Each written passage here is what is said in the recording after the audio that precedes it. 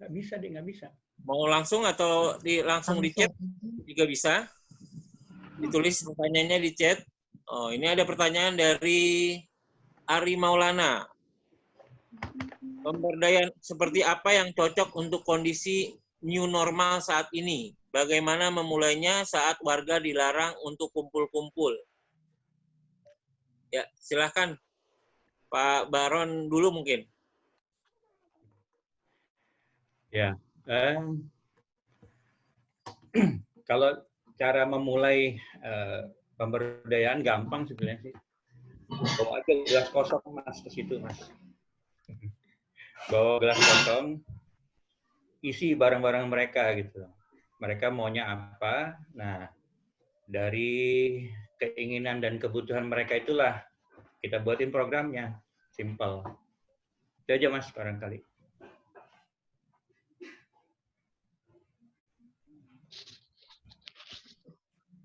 Sesuai dengan kondisi sekarang gimana tuh Pak? Yang sedang dilarang orang keluar gitu. Ya, ya kan persoalannya ini bukan kita pemberdayaan kan proses kan tadi saya sampaikan proses. Jadi memang dia tidak bisa instan. Walaupun ya pasti butuh waktu kan tadi di gambaran saya soal daya itu kan dipengaruhi oleh waktu ya, dibagi satuan waktu. Nah, jadi memang dia tidak bisa ya hari ini langsung jadi begitu ya. Kalaupun bisa jadi pun ya pasti butuh waktu. Nah, coba kan di sini kan kita bicara proses. Jadi kalau proses pertama ya datangi mereka yang berkumpul itu, kemudian kita ajak ngomong kenapa mereka berkumpul. Karena saya menemukan kalau soal yang berkumpul sekarang itu ya, yang kaum terserah saya sebutnya ya, itu bukan karena mereka nggak ngerti sebetulnya, tapi mereka nggak tahu. Ya. Kan beda antara ngerti sama tahu ya. Nah jadi, nah ini memang perlu kita apa ya? Jadi kita di sini sebagai pemberdaya itu kita bukan hakim, kita bukan orang yang bisa atau boleh menyatakan mereka itu salah atau tidak gitu. Boleh jadi mereka berkumpul itu karena salah kita, karena kita belum memberikan pemahaman pada. Nah untuk supaya apa namanya di dalam ya memang kalau saya ya alhamdulillah sejak awal social distancing ini ya inilah enaknya berkomunitas ya. Saya dengan teman-teman komunitas itu sudah apa namanya mengkonsolidasi diri gitu ya. Jadi kita melakukan ya, ibaratnya suasana wabah ini kami jadikan sebagai training center ya, sebagai waktu berlatih yang kami harapkan nanti selesai wabah ini hilang, wabah ini lewat, mudah-mudahan segera insya Allah program yang kami desain sekarang ini itu kan bisa berjalan seperti itu. Ya, di awalnya gimana? Ya awalnya ya kita kosongkan gelas kita. Ya, saya pakai konsepnya Bob Sadino ya. Ketika kita berbicara sama orang, kosongkan gelas kita. Seperti itu. Itu Mas kira-kira. Ya. Mungkin ada tambahan dari Pak Rio. Bisa diulang? Yang tadi. Apa gimana? Tanya. Pemberdayaan di masa pandemik. Pemberdayaan di masa pandemik. Berapa nih? Di masa pandemik. Pemberdayaan apa? Pemberdayaan di masa pandemik. Normal saat ini dan bagaimana memulainya saat warga dilarang kumpul-kumpul. Sebetulnya justru sebetulnya gini. Baik dalam pemberdayaan, baik dalam bisnis dan dalam pendidikan, penguasaan kita ada 3 hal yang harus kita kuasai, yaitu mindset, skill set, sama tool set. Ya, dalam hal ini ya karena di tengah pandemi kita mau nggak mau harus pakai teknologi yang seperti ini, ya kita manfaatkan teknologi ini. Tapi prinsip-prinsip, jadi tool setnya kita manfaatkan yang ada. Tool set, mindsetnya nggak berubah, skill setnya juga nggak berubah. Ya, tapi tool setnya aja nih tambah. Ya, mindset, skill set, tool set. Skillnya ya jadi bisa Zoom lah sekarang, ya orang-orang tua jadi bisa Zoom gitu, ya nambahin skill lah. Ya, kalau dulu yang main Zoom cuma anak-anak, sekarang kita ya yang udah agak tua-tua mau nggak mau akhirnya bisa ya skill set, ya tool set, mindset. Tapi mindsetnya kan sama. Jadi malah justru salah satu ibroh atau salah satu hikmah atau pelajaran dari pandemi ini sebetulnya yaitu bahwa itu sangat dekat dengan pemberdayaan. Ya contohnya apa? Social bonding jadi lebih kuat. Ya, di Haji Nawi ada sekitar belasan anak kos-kosan itu yang dia udah nggak kerja, nggak ada gaji, nggak bisa pulang, ya. Tapi ngasih makan ya kita sebagai warga. Kenapa? Karena pemberdayaan sudah dimulai di sini, sehingga social bonding sudah mulai terbentuk, kesadaran sudah mulai terbentuk, ya, kesadaran identitas kebersamaan kolektif, ya, identitas kolektifnya itu sudah mulai terbentuk, semangat kebersamaan, sehingga nggak perlu khawatir mereka yang kos itu. Intinya kenapa bisa justru pemberdayaan ini bisa muncul karena adanya kesadaran akan masalah yang bersama. Ini kan masalah pandemi dirasakan semua orang, kan? Ya, karena semua merasakan masalah yang sama, maka untuk melakukan pemberdayaan jauh lebih mudah sebetulnya. Ya, sebetulnya kalau kita mau mendalami itu, ya. Karena paling gampang ketika orang udah merasakan masalahnya, udah merasakan kebutuhannya, itu paling gampang memulai sebuah pemberdayaan. Ya, karena memang yang sulit untuk dimulai adalah itu. Terus mulai dari mana nih? Makanya saya selalu bilang, mulailah dari needs, dari kebutuhannya apa, masalahnya apa. Jangan so tahu, jangan asumsi. Ya, kayak tadi, ya teman kita panas-panas datang, kita berasumsi dia butuh air dingin, padahal belum tentu. Gitu. Jadi masalahnya udah ketahuan. Justru sekarang masalah pandemi ini kebutuhannya apa? Nah, tinggal kita bergerak dengan mindset, skill set, dan tool set yang ada. Kurang lebih begitu.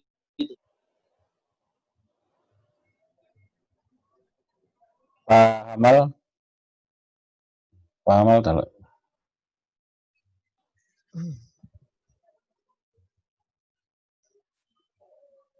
Pak Amal tadi Bu Dian Yahya tadi raise hand, Pak Amal. Ya, silakan Bu. Silakan yang mau bertanya. Ibu siapa? Oh, nggak jadi, Pak Amal.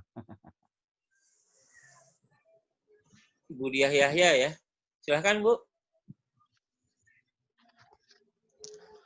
Jadi yang lain. Sama, boleh menambahkan? Ya boleh Bu, silakan. Iya, terima kasih sekali. Nama saya Didit. Ya, terima kasih sekali untuk narasumber-narasumber yang hebat.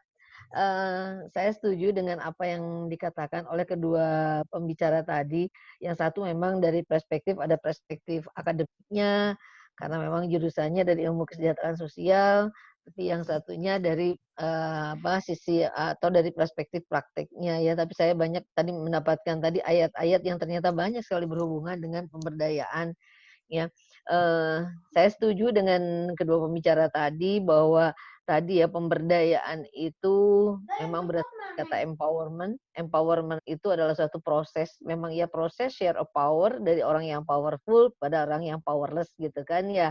Nah, sehingga tadi untuk bisa bagaimana orang yang kuat, yang berdaya bisa membantu yang tidak berdaya, ya tentunya memang tadi social bonding-nya harus ada. Karena nggak mungkin orang itu membantu orang kalau dia nggak punya sense of belonging gitu ya. Nah, untuk yang tidak berdaya, mereka kadang-kadang tidak berdaya memang bukan karena ketidakberdayaannya, tapi karena memang dia tidak berdaya kadang-kadang bukan karena dia tidak bisa memecahkan masalahnya, tapi kadang-kadang tidak tahu apa yang dia butuhkan gitu. Jadi saya setuju dengan Bang Rio yang mengatakan bahwa tadi need itu memang penting, makanya conscious rising, kesadaran akan kebutuhannya apa itu memang sesuatu yang pertama-tama memang yang harus dimiliki atau dilakukan dalam suatu proses pemberdayaan. Banyak masyarakat miskin yang dia nggak tahu sebenarnya apa yang dia butuhkan gitu, yang sebetulnya dia butuhkan. Tadi yang kadang-kadang muncul hanya apa yang dia inginkan, tapi dia nggak tahu apa yang sebetulnya betul-betul dia butuhkan gitu. Nah, Cuma tadi ya, yang saya ingin, tanyakan kepada pembicara tadi, banyak hal-hal memang yang paling bagus, proses pemberdayaan itu kita mengoptimalkan dulu community asset ya, aset-aset yang ada di sekitar kita. Tapi manakala aset yang sekitar kita tidak ada, berarti kan kita juga butuh tadi ya, butuh, advokasi advokasi terhadap atau advokasi kepada pihak-pihak yang memang lebih lebih memiliki kewenangan gitu ya, yang dia memiliki, full power misalnya pemerintah gitu. Nah, bagaimana tadi yang ingin saya tanyakan tadi ya, selama COVID-19 kita hubungkan dengan COVID-19. Selama COVID-19 ini kan bantuan-bantuan yang diberi atau upaya-upaya dilakukan oleh berbagai pihak, juga oleh pemerintah, itu memang baru bantuan-bantuan yang sifatnya krisis berbentuk bantuan sosial gitu, yang sifatnya memang lebih kepada tadi top down ya. Eee, saya belum melihat skema-skema apa yang harus dilakukan oleh pemerintah pasca pandemi COVID-19. Kita lihat sekarang banyak masyarakat yang kemudian terkena dampak, di mana mereka banyak yang kemudian kehilangan pekerjaan karena harus PSBB ya. Nah, apa yang harus kita lakukan gitu? Apa yang harus dilakukan oleh kita sebagai, agen pemberdaya melihat kondisi seperti ini gitu? Karena saya yakin kemiskinan semakin meningkat, kemudian, pengangguran juga akan semakin banyak, kriminalitas juga pasti juga meningkat dengan kondisi yang seperti ini gitu kan. Nah, bagaimana kita harus memberdayakan masyarakat dalam konteks nanti ya pasca pandemik. Kalau sekarang kebutuhan mereka baru kebutuhan bagaimana tadi memenuhi kebutuhan dasar karena harus, work from home, learn from home gitu kan. Nah, bagaimana pasca pandemik? Mungkin itu saja, terima kasih. Terima kasih untuk Ibu Didit. Ya mungkin untuk pertanyaan ini mungkin dijawab dulu oleh Pak Rio gini. Silakan Pak. Ya, itu yang tadi sebetulnya sedikit saya sampaikan, networking, pengembangan networking. Makanya kenapa saya bilang seorang pemberdaya harus bergabung dalam sebuah networking pemberdaya juga. Ya. Kalau di Jakarta Selatan ada komunitas Sadaya, ya, komunitas sahabat pemberdaya, ya. Pak Rizal, Bu Erni, ada Bu Ika, ya. Dan mereka punya resource yang bermacam-macam. Sehingga kalau misalnya kemudian di komunitas kita, di kelompok kita resource-nya kurang, kita bisa minta bantuan kepada resource yang dari komunitas yang lain. Nah, itu pentingnya sebuah networking. Tapi networking pengertiannya tidak hanya dengan sama pemberdaya. Networking itu sebenarnya luas sekali. Ya, networking itu bisa jaringan. Ya, halo? Ya, Oh ya, halo. lanjut Ya. ya Bu ya. Lanjut. Ya. Ya, jadi networking itu luas sebetulnya. Networking kalau saya misalnya contoh sederhana, networking dengan teman-teman SMA, teman-teman kuliah, teman-teman SMP mungkin. Itu networking yang bisa kita optimalkan untuk membantu mengembangkan program-program pemberdayaan yang kita lakukan. Bagi contoh, kita di Rumah Sahabat, nama komunitas saya dan istri Rumah Sahabat, itu kita pernah bikin pelatihan, bikin film pendek ya, tentang waktu itu temanya sederhana tentang masalah sampah. Itu saya lempar ide itu ke teman-teman SMA, tiba-tiba ada satu orang yang memang bergelut di bidang itu, tiba-tiba langsung, gue sanggup deh, gue bantu, gitu, ya, nggak mau dibayar, ya. Kenapa? Karena networking, pertemanan itu networking. Akhirnya jadilah sebuah film pendek. Saya lupa share tadi, sebenarnya harusnya saya bawa share, tapi Ibu bisa lihat di YouTube nanti tentang sampah, tentang Rumah Sahabat, film yang dibuat sama anak-anak sendiri, Bu. Anak-anak remaja yang buat semua. Mulai dari konsep awal sampai syuting semua mereka buat. Cuman editing aja yang dibantu sama ahlinya. Ya, jadi mereka ngadain workshop sehari jadi sebuah film. Ya. Ini contoh kecil aja, Bu. Ya, kalau tadi Ibu bilang cerita gimana tentang masalah kemiskinan, memang sebetulnya lagi-lagi kita punya keterbatasan sebagai seorang pemberdaya. Makanya kita butuh pemerintah, kita butuh networking. Kenapa Muhammad Yunus bisa berhasil di Bangladesh? Karena kondisi Bangladesh pada waktu itu juga sangat memungkinkan kan waktu itu baru merdeka dari Pakistan, ya, sehingga ide-ide dari Muhammad Yunus ini ketika disounding ke beberapa pihak banyak mendapatkan sambutan, baik yang negatif maupun positif. Ya.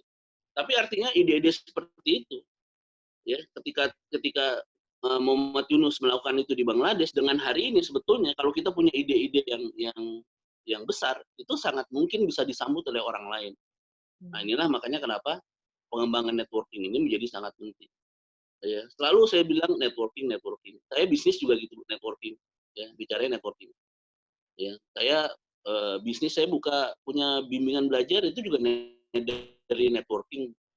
Ya, teman-teman, karena saya punya teman-teman di kampus, ya, teman-teman Pak Baron juga itu anak-anak teknik, ya, sampai akhirnya bisa bikin bimbingan belajar. Ya, tadi saya lihat di peserta ada Bu Rere ini Bu Rere istrinya Pak Rahmat Wisnu, ya. Bu Rerenya nggak bisa nyaut, ya. Itu juga dulu teman saya di bimbingan belajar. Kemudian terus Bu, networking berkembang, akhirnya bisnis saya juga bisa berkembang ke yang lain hal gitu, banyak hal.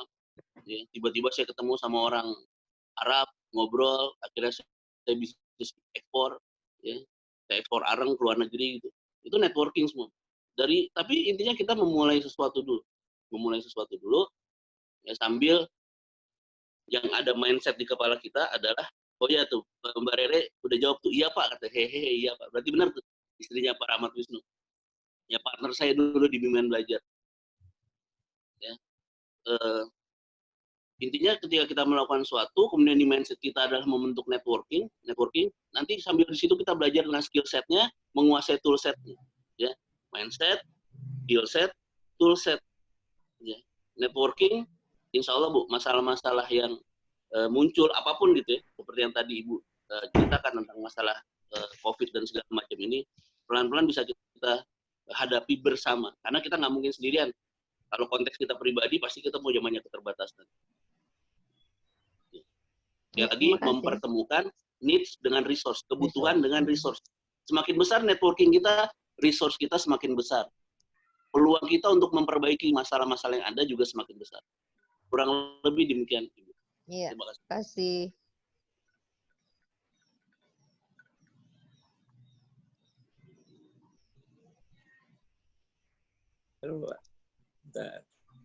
Saya boleh nambahin, Mas? Udah, Pak. Boleh ya? Ya, boleh, Pak. Boleh. Ya. Ya, Bu Didit, 2017 saya hadir Bu waktu Ibu di FISIP UI ya Bu, Lokakarya dan pekerja sosial Bu. Oh iya. Alhamdulillah. Ya, jadi mungkin gini ya Bu, ini saya sekedar sharing saja. Jadi ya yang saya kan terus terang Bu ya nemu ilmu kesejahteraan sosialnya di jalanan nih Bu, bukan di bangku kuliah. Jadi menurut saya pendekatan memang kalau kaitannya sama program apa yang harus dilakukan oleh pemerintah, menurut saya memang butuh butuh alur panjang ya Bu ya. Karena begini, kalau yang saya alami dan apa yang saya perhatikan sebelum maupun selama COVID ini, yang jadi persoalan itu adalah data, Bu. Data kebutuhan masyarakat. Nah, ya seperti saya kemarin dipanggil kemarin malam ya, 2 hari yang lalu. Tiba-tiba jam 10:30 malam Pak RT saya video call. Pak Baron cepetan ke sini sekarang. Kenapa Pak? Ini Bapak dapat bantuan dari Presiden. Ya akhirnya saya bilang Pak, insya Allah lebih yang lebih butuh lah dari saya, tolong disampaikan. Nah itu data Bu, ini saya mengalami sendiri. Nah saya lihat gini, kalau menurut saya pendekatan di setiap daerah, menurut saya memang pendekatannya mikro ya Bu ya. Kita nggak bisa melakukan pendekatan makro di sini, atau paling tidak mezo lah harusnya yang kita bisa lakukan pendekatan. Misalnya dengan kita aktivasi Karang Taruna atau aktivasi remaja masjid, aktivasi ibu-ibu PKK gitu ya. Nah, saya punya pengalaman juga ketika awal-awal dulu saya melakukan intervensi di sekitar saya. Memang mikro itu capeknya minta ampun, berat. Dari 70 keluarga yang kami intervensi itu yang jadi nggak lebih dari 10 akhirnya. Yang ikut program kita nggak lebih dari 10. Nah, yang problemnya adalah bisa nggak kita menumbuhkan penggerak-penggerak di setiap area gitu Bu, entah itu di RW, entah di RT gitu ya, entah di kelurahan gitu. Harus ada orang yang mau concern terhadap upaya memberdayakan masyarakatnya. Ya, memang sekarang ada lembaganya ya, lembaga LPM ya, lembaga masyarakat itu tingkat kelurahan. Tapi ya kalau kita bicara idealnya atau konsep yang tadi saya sampaikan di depan atau yang ya kelihatannya masih jauh api dari panggang ya Bu ya. Nah, saya punya pengalaman juga. Saya kemudian punya teman-teman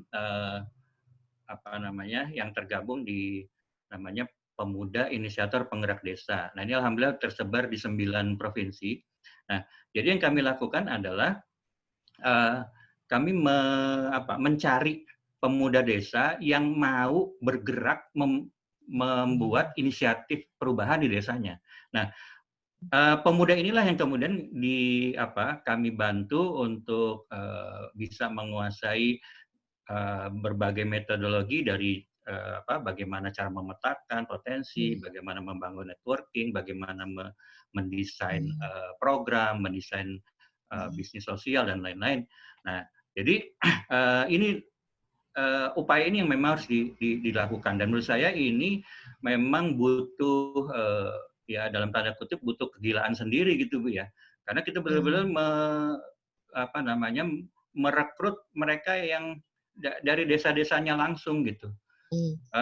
Dan ini biayanya juga kalau mereka bukan orang yang punya motivasi tinggi, nggak mungkin mereka mau seperti saya misalnya ada dari Riau mau ke Jakarta hanya buat 2-3 hari belajar ini di Jakarta atau di Depok kemudian kembali lagi ke Riau menerapkan lagi.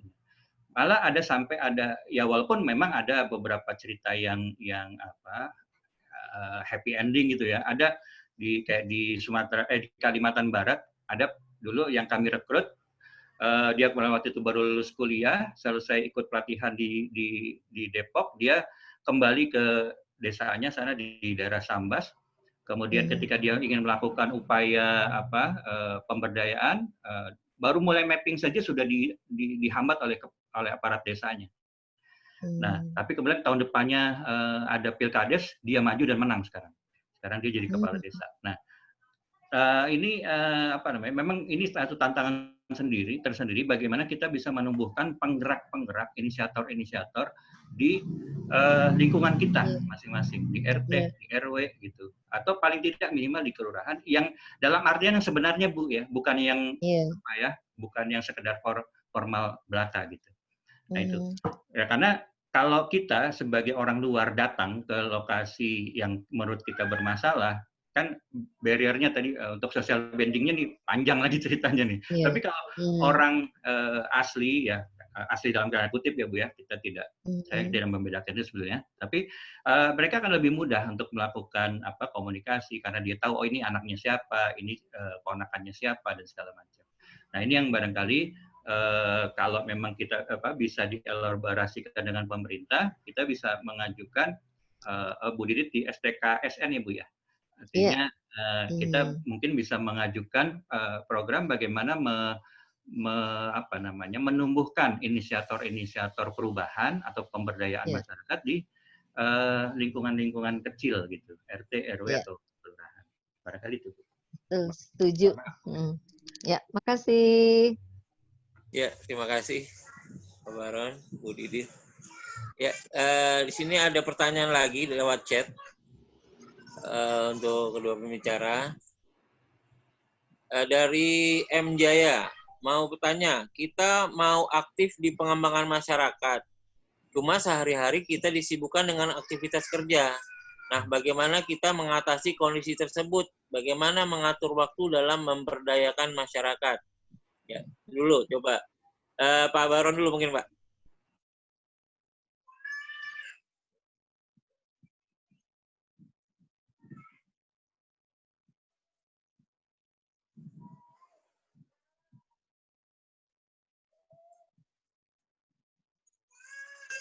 Orang yang punya waktu nih, Pak. Ya. Ya, sebenarnya kan waktu kan sama ya, kita juga waktunya sama 24 jam. Ya, saya kalau sedikit cerita, saya 2000 sebenarnya mulai terjun full itu 2011. Itu gara-garanya apa? Gara-gara perusahaan saya bangkrut, Mas. Dan setelah itu sudah saya nggak pernah mikir lagi untuk bikin perusahaan lagi. Sudah, saya akan dedikasikan hidup saya untuk masyarakat. Dah titik itu. Ya jadi susah juga nyeritainnya. Saya nggak bisa sharing ya. Ya tapi pegangan saya itu aja tadi di surat Al-Baqarah yang 268 ya. Asyaitonu ya'idukumul faqra wa ya'murukum bil fahsya. Ya. Jadi kalau kita takut miskin, takut nggak bisa makan itu sudah setan. Saya juga ingat banget tahun 2015 itu saya baca tweetnya Ki Sujiwo Tejo itu benar-benar menghantam saya. Saya dulu sempat juga takut nggak bisa makan karena 4 tahun saya nggak punya usaha selain terjun di masyarakat. Ada satu tweet beliau yang mengatakan tidak yakin kita bisa besok bisa makan itu sudah menghina Tuhan katanya. Dan ya alhamdulillah sampai hari ini saya nggak takut dengan miskin, dengan tidak makan. Ya. Anak saya 6 dan semua alhamdulillah semua tetap bisa makan dan bisa sekolah, bisa kuliah dan lain-lain gitu. Jadi kalau masalah waktu ya mungkin ini barangkali beda-beda, masing-masing punya ini tergantung dari motivasi kayaknya. Ya. Kalaupun misalnya kita tidak full karena memang bekerja dan lain-lain, ya memang dibutuhkan waktu komitmen lah ya. Bagaimana ya komitmen waktu, misalnya pulang kerjanya jangan pulang kerja jangan hangout dulu gitu, langsung ngurusin lingkungan dan sebagainya. Itu persoalan menurut saya bagaimana ini masing-masing aja gitu ya kira-kira. Itu Mas.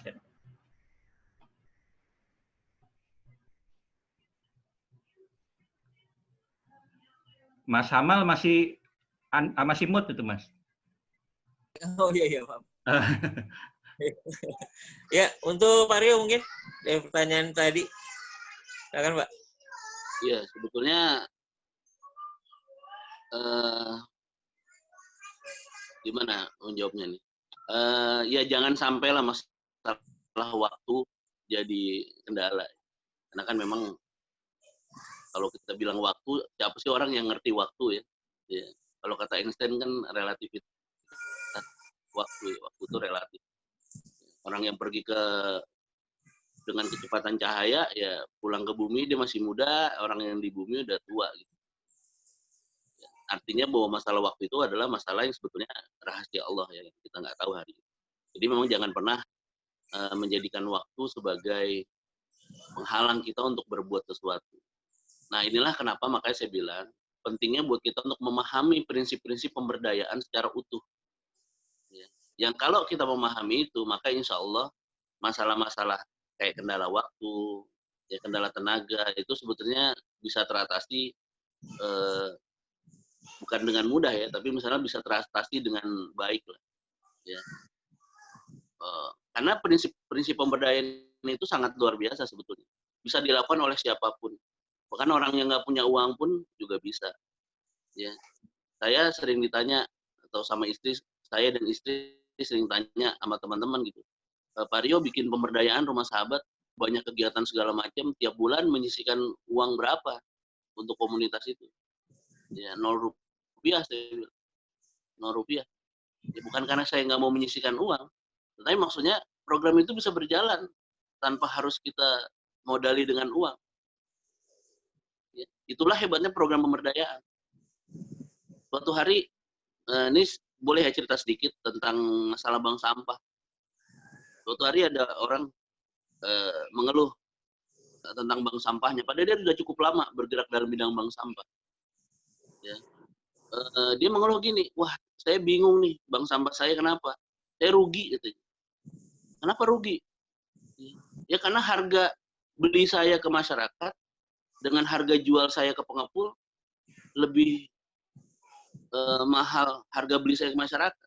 Misal dia beli per kilo 1.000 misalnya, ya, dia jual 900 atau mungkin sama 1.000, tetapi dia kan ada effort, ya, dia bikin gudang untuk nyimpen sampah-sampah tersebut, ya, untuk memilah sampah-sampah tersebut dia punya gudang, dia punya orang untuk menjemput sampah-sampah tersebut, untuk ngiloin dan segala macam. Karena ada effort, sehingga nggak cukup nih, rugi nih kata dia, bank sampah saya rugi. Terus dia nanya, Pak Rio mengalami hal yang sama nggak? Saya bilang enggak. Kenapa? Karena saya menjalankan prinsip pemberdayaan. Saya nggak bilang orang yang bikin bank sampah itu tidak menjalankan prinsip pemberdayaan. Saya nggak bilang begitu. Tapi mungkin ada yang miss yang dilakukan. Ya, ada yang miss di situ. Ya. Nah, itulah pentingnya kita belajar prinsip-prinsip pemberdayaan. Nah, kalau dalam konteks bank sampah, saya sedikit sharing aja. Apa yang terjadi misalnya kalau di Haji Nawi. Kalau di Haji Nawi itu, saya dan istri membuat bank sampah bukan untuk bisnis bank sampah. Saya nggak jadi calo. Jadi saya nggak punya tempat untuk menyimpan sampah-sampah itu. Saya nggak butuh orang untuk menjemput sampah, ngiloin, milah-milah, nggak butuh orang. Kenapa? Karena yang melakukan itu semua masyarakat sendiri. Mereka yang milah, mereka nyimpen di rumah masing-masing, ya, seminggu sekali mereka ngumpul, datang ke kantor pos, dan dari utara, Jalan Haji Nawi, untuk ngiloin sampahnya. Kemudian kalau mereka mau nabung, ya, sampah, mereka dapat rekening. Kalau mereka mau ambil, mereka ambil langsung uang dari pengepul. Jadi tidak ada isu margin harga. Saya nggak ketemu isu margin harga, karena saya tidak beli sampah dari mereka. Saya tidak berbisnis sampah dengan mereka. Ya. Prinsip yang dijalankan adalah prinsip pemberdayaan. Sehingga saya tidak ada isu harus punya gudang, tidak ada isu saya harus punya karyawan untuk membantu itu. Dan tidak butuh waktu 24 jam juga untuk ngurusin bank sampah ternyata. Kenapa?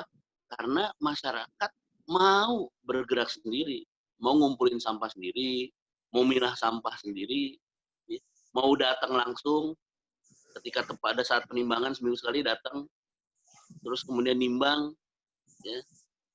Semuanya dilakukan atas swadaya masyarakat. Itu contoh kecil sebetulnya. Ya. Intinya selama kita memahami betul ya prinsip-prinsip pemberdayaan masyarakat, ya dengan baik, insya Allah dengan kita banyak belajar, bergabung dengan komunitas, berdiskusi dalam forum-forum kayak gini, membuka wawasan kita. Karena orang pemberdaya nggak mungkin nggak harus open mind. Harus open mind. Harus menerima masukan-masukan dari orang lain. Nggak bisa merasa benar, nggak boleh merasa benar sendiri, nggak boleh merasa dirinya udah paling jago. Ya, harus dengar tuh, kuping kita harus dibuka lebar-lebar, harus dengar, oh iya, ya masukannya seperti ini. Makanya penting buat kita punya komunitas, punya forum-forum seperti ini untuk saling sharing. Saya butuh masukan dari Bapak Ibu sekalian juga. Ya, saya butuh pengalaman-pengalaman Bapak Ibu untuk saya cerna, untuk saya pelajari lebih jauh. Makanya saya berharap memang sebetulnya ke depan nanti ada sharing. Kalau misalnya channel ini mau dilanjutkan ya oleh panitia Nawi channel ini, ya udah Hamal, mungkin nanti akan ada forum nanti misalnya sharing gantian. Jadi bapak-bapak ibu-ibu di sini yang sudah mulai berjalan dikasih sesi untuk sharing. Sehingga saya bisa belajar banyak juga dari bapak-bapak ibu-ibu di sini. Ya karena kita butuh itu. Ya. Pemberdayaan butuh pembelajaran yang terus-menerus. Ya, Pak Baron bilang itu proses jangka panjang. Kita bicara pemberdayaan, bicara visioner, nggak bisa bicara hari ini. Visioner. Ya. Menyambut ayat yang tadi dibaca Pak Baron, wa idzala Ibrahim rabbuhu bikalimatin fa'atammahunna. Ayat berikutnya adalah apa? Qala inni ja'iluka linnasi imama. Ya, Allah kemudian berkata, sesungguhnya aku jadikan engkau imam, pemimpin buat umat manusia. Kemudian apa jawab Nabi Ibrahim? Qala wa min dzurriyyati. Ya. Nabi Ibrahim menjawab, terus bagaimana dengan anak cucu aku? Kalau kita kan mikir kan hari ini doang. Nabi Ibrahim mikirin anak cucunya. Visioner. Kita udah dijadiin pemimpin, ya udahlah. Ya, jadi makanya sekarang banyak pemimpin yang ya jadi pemimpin kemudian mengoptimalkan semua hal yang bisa dilakukan untuk kepentingan diri sendiri, nggak mikirin cucu-cucunya nanti. Tapi Nabi Ibrahim qala wa min dzurriyyah. Ya, kata Nabi Ibrahim, bagaimana dengan anak cucu? Dijawab lagi sama qala la yanalu ahdil dzalimin. Sungguhnya janjiku ini tidak termasuk pada orang-orang yang zalim. Ya, kurang lebih ya seperti itu. Mudah-mudahan insya Allah jangan sampai waktu menjadi penghalang. Ya, kesempitan waktu menjadi penghalang buat kita untuk melakukan pemberdayaan masyarakat. Baik. Ya, terima kasih untuk Pak Rio dan Pak Baron. Karena waktu kita terbatas ya, karena kita akan sampai jam 15. Mungkin ada satu pertanyaan lagi yang bisa untuk di-sharingkan atau ditanyakan pada Bapak Ibu sekalian, silahkan. Di sini ada 3 pertanyaan lagi nih di chat yang belum saya, mungkin ada yang langsung, bisa langsung juga. Kalau nggak saya tanyakan, saya pilih aja satu pertanyaan aja ya. Buat satu pertanyaan lagi. Ada Umar tuh, Pak Noval, ada Umar Abdul Aziz yang raise hand. Oh ya, ntar dulu. Oh, salah. Ya, silakan, Umar. Langsung aja, langsung.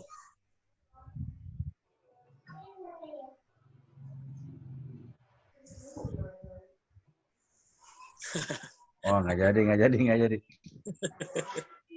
Itu Kalau tanyakan aja yang terakhir nih, Pak. Bagaimana memberikan pemahaman dan mengajak anak-anak untuk berpartisipasi menjadi agen pemberdayaan di masyarakat? Pertanyaan dari Hani Jihan. Ya, itu mungkin. Bisa dijawab oleh Pak Rio dulu deh. Gimana? Bagaimana apa? Mengajak, Pak. Bagaimana memberi pemahaman dan mengajak anak-anak untuk berpartisipasi menjadi agen pemberdayaan di masyarakat. Ya, bagaimana memberi pemahaman ya, pemahaman. Ya, memberikan pemahaman ya, dan mengajak anak-anak nih. Kan orang belajar itu tadi ya kata Bu Didit ya, ada orang yang belajar dari buku, dari teori-teori, dari konsep, kemudian dilaksanain. Ada yang belajar dari lapangan, ya kayak Pak Baron langsung terjun, ya ibaratnya emang udah terjun ke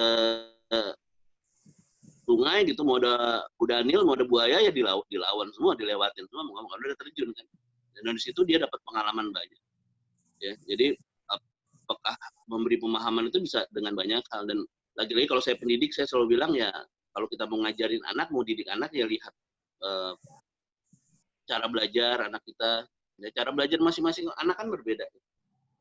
Ada yang ya kalau kita ngikutin mau sedikit pakai teorinya si Bobby De Potter, ya, quantum learning, cara belajar ada yang dengan visual, ada yang audio, ada yang kinestetik. Ya, itu learning style. Nah, itu kalau mau dipakai kita untuk melihat anak-anak kita, sehingga kita tahu, wah ini kalau anak yang ini caranya begini. Tapi intinya yang belajar itu bisa dengan banyak hal. Tapi yang jelas memang harus dilibatkan. Ketika kita bicara pemberdayaan di lingkungan kita, di masyarakat kita, ya anak-anak kita dilibatkan. Ya, sambil mereka belajar dengan sendirinya. Ya, dan lagi-lagi proses panjang pasti. Ya. Dan tadi visioner. Ya, jangka panjang lah. Memang pemberdayaan ini kan buat anak-anak kita, buat anak cucu kita, buat ke depan. Ya, terus menerus. Bahkan ketika kita nggak ada, pemberdayaan ini harus terus berjalan. Siapapun menjalankan itu. Prinsip dari peningkatan partisipasi adalah memperbanyak orang yang sampai pada titik sekarang kita ada. Gitu. Ya, itu disebut dengan peningkatan partisipasi. Bukan cuma sekedar mereka ikut, tapi mereka ikut terlibat lebih jauh. Ya, yang tadinya cuma sekedar ikut-ikutan jadi paham, yang tadinya sekedar paham jadi konseptor, jadi planner, jadi perencanaan, dan seterusnya. Nah, itu yang kita harapkan dari anak-anak kita nanti. Mungkin sekarang mereka cuma sekedar ikut-ikutan dalam program, kegiatan, tapi nanti pelan-pelan nanti akan bertahap terus naik. Ya, sampai mungkin suatu saat nanti mereka, walaupun mereka bekerja pada bidang masing-masing yang mereka memang suka, ya tidak harus juga menjadi seorang yang full pemberdaya masyarakat. Ya, karena saya juga bisnis, saya juga sibuk dengan urusan yang nggak ada hubungannya, bukan nggak ada hubungannya, tapi tidak berhubungan langsung dengan badan masyarakat. Makanya mungkin kalau saya di sini lebih ke istri saya yang menjalankan, ya makanya saya lebih kayak konsultan lah kalau di rumah sahabat, ya lebih ke istri saya yang ngejalanin. Walaupun sebetulnya nih kampung Haji Nawawi itu kampung saya sebetulnya, ya tapi justru sekarang yang lebih banyak aktif bergerak di bawah adalah istri. Nah itu contoh sederhana bahwa memang kembali ke pertanyaan yang awal pun masalah waktu jangan jadi kendala. Ya. Jadi anak-anak lagi-lagi kita balik ke tentang metode pendidikan dan pembelajaran itu aja. Mungkin kurang lebihnya begitu. Ya, Pak Baron, Pak, silakan Pak. Ya, ya jadi seperti sudah disampaikan Pak Aryo ya soal gimana membangun partisipasi masyarakat. Nah ini memang pendekatannya ini apa ya nggak bisa ya menurut saya benar-benar pendekatan yang sifatnya unik gitu. Ini juga saya baca nih ada pertanyaan dari Mas Amin ya. Apa yang menjadi hambatan di awal kita memulai pemberdayaan salah satunya di daerah yang dikuasai oleh preman ya atau ormas ya. Saya dulu pernah punya satu atau gini. Saya ingat sama mungkin teman-teman juga pada ini ya. Rasulullah dulu pernah berdoa, ya Allah perkuatlah Islam ini dengan salah satu di antara dua Umar. Ya. Satu Umar bin Khattab, satu lagi Amir bin Hisam Abu Jahal. Ini pada saat diminta, dua-duanya ini nggak benar gitu kan ya. Tapi Rasulullah melihat ada potensi baik di diri kedua orang ini, yaitu yang namanya potensi perubah gitu. Potensi berubah. Ini yang makanya ini yang diminta oleh oleh Rasulullah. Nah, kalau kita lihat karakter orang kayak Umar, kayak Abu Jahal ini memang nggak ada di sekolah, nggak ada di masjid, adanya memang di pasar, adanya di lingkungan ya, di kekerasan mungkin adanya. Nah, jadi justru menurut saya kita memang harus bisa merangkul preman-preman ini gitu. Nah, pendekatannya gimana ya? Pendekatannya memang kita harus langsung bicara sama mereka. Saya pernah, ini walaupun nggak bisa dibandingkan ya, saya pernah berusaha untuk memperbaiki kondisi satu taman di Depok. Punten Bu Siti, ini ada Bu Siti, Kepala Dinas Perpustakaan dan Kearsipan dan Perpustakaan Kota Depok hadir juga. Waktu saya memulai ingin dalam tanda kutip membersihkan Lembah Gurame dari tawuran, dari orang-orang yang pacaran dan lain-lain gitu. Nah, jadi waktu itu pendekatan saya selain minta izin sama pemerintah adalah saya kenalan dengan preman di sekitar taman gitu. Saya kenalan biasa aja. Kemudian saya sampaikan, Bang, saya pengen begini di taman ini. Saya tanpa saya menyinggung keberadaan buruknya keberadaan mereka atau dampak buruk mereka, perbuatan mereka selama ini di situ gitu. Saya cuma bilang saya ingin melakukan ini di taman gitu. Ya, alhamdulillah ternyata saya malah didukung ya. Kita malah didukung oleh mereka gitu. Dan sampai hari ini, walaupun saya sudah jarang ke Taman Lembah Gurame, kalau saya lewat situ, pasti saya dipanggil sama mereka. Saya diajak ngobrol sama mereka. Pak, kapan lagi? Ayo di sini ramein lagi. Kita mau ikut, Pak. Nah, cuman saya nggak punya tenaga lagi di situ. Nah, itu yang jadi persoalan. Jadi menurut saya memang, ya salah satu, menurut saya salah satu kerja pemberdayaan adalah memuliakan manusia gitu. Kan memuliakan akhlak. Nah, lebih tingginya lagi sebenarnya memuliakan manusia gitu. Jadi kalau kita anggap sekarang dia ini adalah sampah masyarakat gitu ya, preman yang menurut kita nggak ada gunanya. Nah, kita harus berpikir sebaliknya. Bagaimana mengajak mereka supaya mereka bisa melibatkan diri dalam kebaikan ini gitu. Nah, ini sebenarnya bukan hambatan menurut saya, ini tantangan. Ya. Kalau kita bisa mengatasi tantangan ini, maka insya Allah nih satu wilayah ini beres lah, gitu, ibaratnya ya. Nah, intinya tadi ya, gimana kita melakukan pendekatan yang baik dan benar kepada mereka. Nah, kalau untuk anak-anak, mungkin barangkali kalau saya sih lebih pada gimana ya membuat mereka itu fun, mereka itu senang, mereka itu lebih apa ya nantinya tuh mereka yang secara apa ya, secara alamiah tuh mereka nanti menyampaikan ke orang tuanya gitu. Biasanya gitu. Jadi anak-anaknya kita ajak bukannya kita ngajarin mereka untuk ngajarin orang tua enggak gitu ya. Tapi ide-ide yang ide-ide kebaikan yang ingin kita tularkan ya nanti bisa dibantu oleh anak-anak itu untuk mereka lakukan di rumahnya gitu. Saya pernah ada orang tua gitu ketemu negur saya, Pak Baron kemarin ngomong apa sama anak saya katanya gitu. Lah, ngomong apa ya, Bu? Iya, Pak, kok di rumah tuh anak saya jadi bawel, semua sampah harus dipilah dan segala macam kayak gitu contohnya. Ya. Nah, ini yang barangkali kita butuh memang ini betul-betul sangat menurut saya sangat teknis ya, sangat mikro. Jadi ya saya setuju tadi usulnya Pak Guru Rio ya. Kalau kita ada lebih bagus lagi nanti insya Allah kita ada kesempatan untuk sharing masing-masing teman-teman bisa bisa berbagi cerita lah gitu. Saya yakin semua pasti punya cerita yang semua akan bisa bermanfaat buat yang lain gitu. Itu Mas. Ya, terima kasih. Mungkin sudah pukul 15 yang membatasi waktu kita untuk pada hari ini, tapi insya Allah ini bukan pertemuan yang pertama dan juga bukan untuk yang terakhir juga, karena insya Allah Nawawi Channel akan ada pertemuan lagi berikutnya lewat Zoom insya Allah dengan adanya tema ini insya Allah kita bisa seperti Pak Rio tadi bilang kita akan mengadakan juga sharing-sharing mungkin atau nanti kita akan bikin konten sendiri tentang pemberdayaan ya. Ada nanti mungkin Pak Baron atau Pak Rio atau tadi Bu Didit ya bisa memberikan pelajaran lagi kepada kita melalui konten kita, nanti kita undang, nanti kita bikin lagi seperti ini yang lebih baik lagi.